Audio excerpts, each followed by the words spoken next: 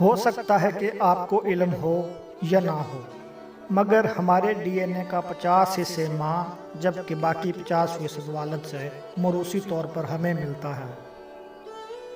یہ ایک حیاتیاتی حقیقت ہے، مگر اس کا مطلب یہ نہیں کہ ماں یا باپ یکساں مقدار میں جسمانی اور جینیاتی خصوصیات بچے میں منتقل کرتے ہیں۔ ماہرین کے خیال میں بچوں میں موروثی خصوصیات کا 60% حصہ ممکنہ طور پر باپ سے منتقل ہوتا ہے۔ ایسے ہی شخصی خصوصیات کے بارے میں جانیں جن کے بارے میں زیادہ امکان یہی ہوتا ہے کہ وہ بعد سے بچے میں منتقل ہوئی ہیں۔ قد، آپ نے ایسا جملہ سنا ہوگا کہ یہ لڑکا اپنے باپ جیسا ہی لمبا ہے، اور بظاہر سائنس بھی اس کی حمایت کرتی ہے۔ کسی فرد کے قد کا تعین دونوں والدین سے موروثی طور پر منتقل ہونے والے کم از کم 700 جینیاتی ورژن سے ہوتا ہے، مگر ماں یا باپ کے قد کا تعین ذرا مختلف انداز سے کام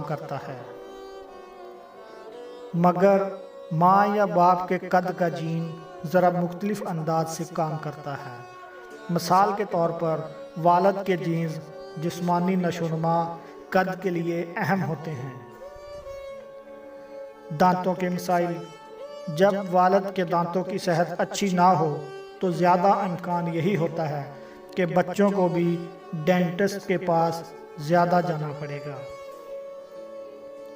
جنس، یہ وہ حقیقت ہے جس کا سب کو ہی علم ہے کہ باپ ہی بچے کی جنس 100% تعین کرتا ہے۔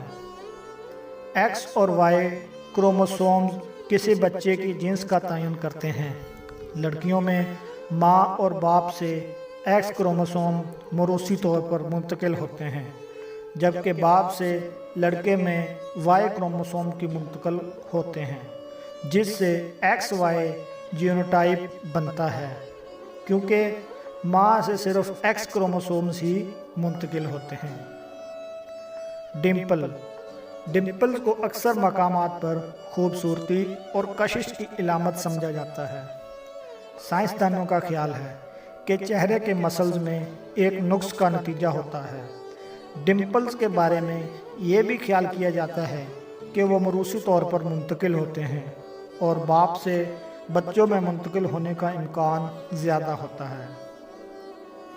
فنگر پرنٹ، ہر ایک انسان کے فنگر پرنٹ منفرد ہوتے ہیں، یا یوں کہہ لیں کہ دو افراد کے ایک جیسے فنگر پرنٹ کا امکان نہیں ہوتا، مگر ایک بچے کے فنگر پرنٹس باپ کے فنگر پرنٹس کے پیٹرن سے مماثلت والے ہوتے ہیں، کیونکہ یہ پیٹرن جینیاتی طور پر باپ سے بچے میں منتقل ہوتے ہیں۔ چھینکیں، کچھ افراد کے لیے چھینکوں پر قابو پانا ناممکن نہیں ہوتا۔ کچھ افراد کے لیے چھینکوں پر قابو پانا ممکن نہیں ہوتا، اور یہ بھی ایک ایسی جینیاتی حصہ ہے جو باپ سے بچوں میں